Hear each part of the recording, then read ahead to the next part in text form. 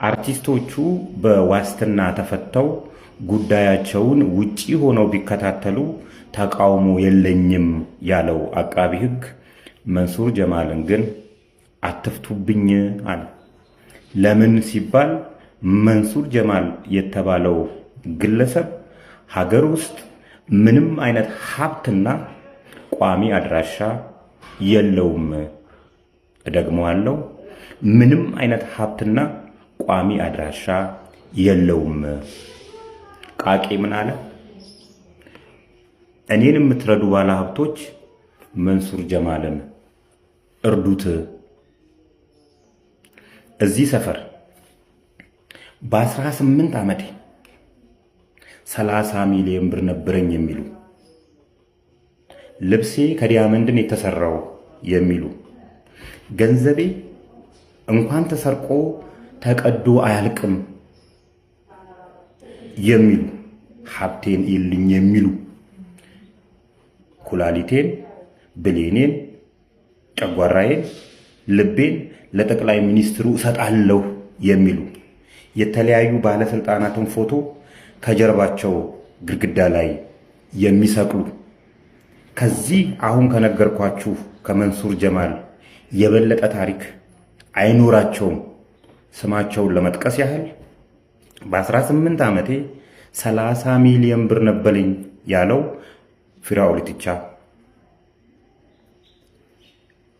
ኪዳነ ምሕረትን ከያዝኩ እንኳን ተሰርቆ ተቀዶ አያልቅም የኔ ብር ያለው ወልደ ጊዮርጊስ ይልቃል ቢተው፣ ጃኬቴ ከዲያመንድ ነው የተሰራው የሚለው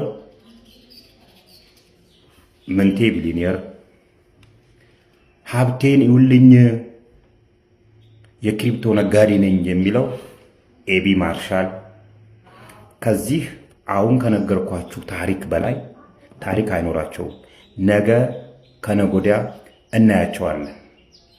ሲያዙ የዚህ ብሔር አባል ስለሆንኩ ነው የተያዝኩት የሚሉ፣ ሲሰርቁ ብሔር የሌላቸው ሰዎች ከዚህ አሁን ከነገርኳችሁ ከመንሱር ጀማል በላይ ታሪክ አይኖራቸውም።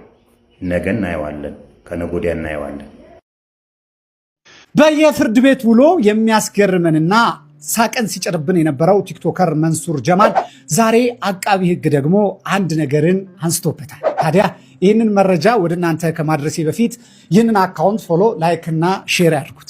ታዲያ ፍርድ ቤት በዋለው ችሎት አርቲስቶችን የዋስትና መብቶቻቸውን በ400 እና በ500 ሺህ ብር የዋስትና መብት ቢፈቅድላቸውም ቲክቶከር መንሱር ጀማልን ግን አቃቢ ሕግ የዋስትና መብቱ እንዲፈቀድለት አልፈቅድም ሲል ተከራክሯል። ይህም ምንድን ነው ካላችሁኝ ቋሚ አድራሻና ንብረት የለውም ተብሏል።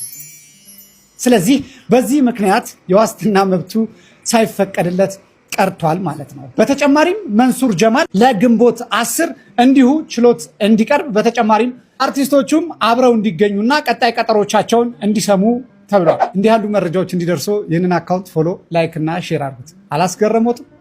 እኔን ግን አስገርሞኛል።